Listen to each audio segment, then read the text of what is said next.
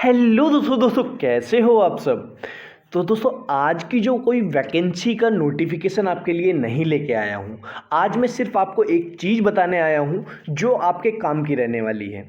दोस्तों कुछ दिनों से मेरे पास मेल भी आ रही थी या करीबन 5-7 दिन हो गए कंटिन्यू मेरे पास मेल आ रही थी कि अब जिंदल स्टील एंड पावर में इतनी सारी वैकेंसी आई है। टोटल मिला के जो है 980 वैकेंसी आई है, बट अभी तक आपने अपडेट नहीं की है।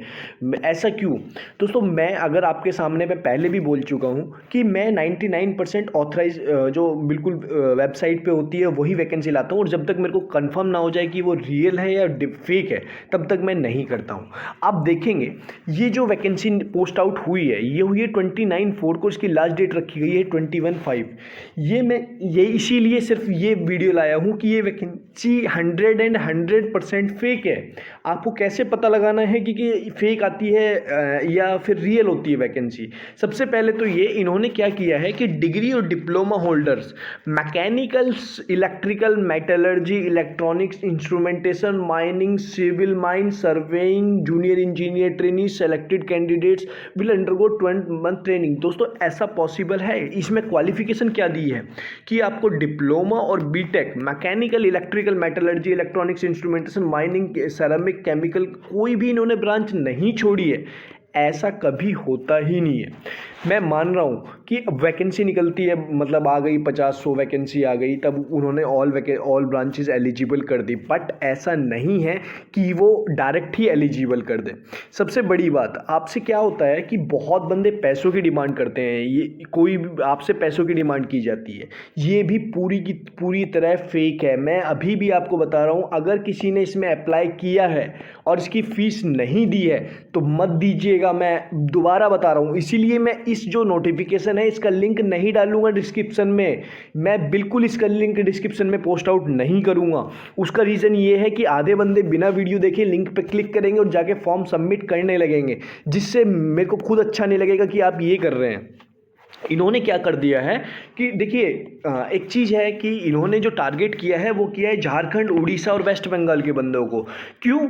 उसका रीज़न क्या है? क्योंकि जो ऑलरेडी एजुकेटेड है तो वो तो पैसा पे नहीं करेंगे। जो जैसे आपको साथ फ़ोन में भी फ्रॉड होता है, तो ये जो स्टेट्स के जो अनएजुकेटेड बंदे हैं या फिर जो जिनको ज़्यादा पता नहीं है पैसों वैसों के बारे में, या फिर वो पे कर देते हैं, तो उन्हीं को इन्होंने टारगेट किया है। इन्होंने कभी ये वैकेंसी महाराष्ट्र और दिल्ली और ये फिर ऑल अदर कैंडिडेट्स के लिए नहीं निकाली है। ये जो है ये मेंटली आपके दिमाग से खेला जा रहा है। कभी भी पैसा पे मत कीजिएगा जॉब के अगेंस्ट में। ये आप देखेंगे स्टाइफंड इन्होंने कितना रखा है इसमें, 21,000 रुपये। ऐसा पॉसिबल है क्या कि मतलब बंदे का अभी फाइनल ईयर कंप्लीट भी नहीं हुआ है, क्योंकि इन्होंने साफ साफ लिखा है कि 2022 वाले इसमें एलिजिबल है।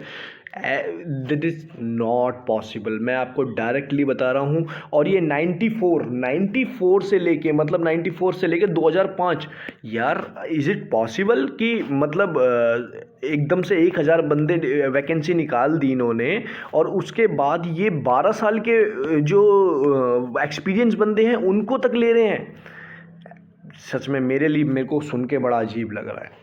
और दूसरी बात ये है कि मेरा ये वीडियो लाने का सिर्फ एक ही पर्पज़ था, क्योंकि आपके मेल्स इतने आ रहे थे, आपको कन्फ्यूज़न बहुत थी।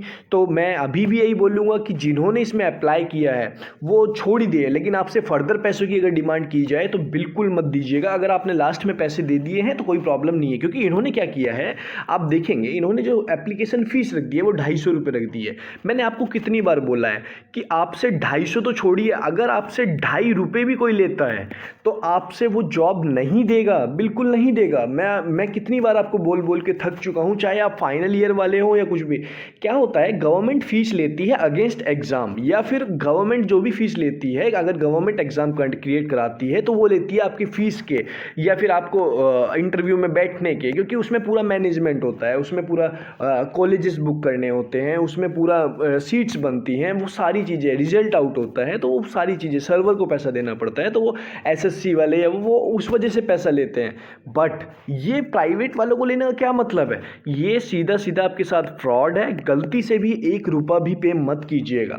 यहाँ फॉर्म का भी दिया हुआ है कि इस पे फॉर्म पर भर दो। जब मैं इस पे क्लिक करने जा रहा हूँ तो सीधा ये जो है पैसों के सेक्शन पे लेके आ रहा है कि आपको पहले फीस पे करनी है 250। वो मतलब मेरे को जाने ना पहचाने नहीं, डायरेक्ट फीस पे कर लेगा। Is it possible?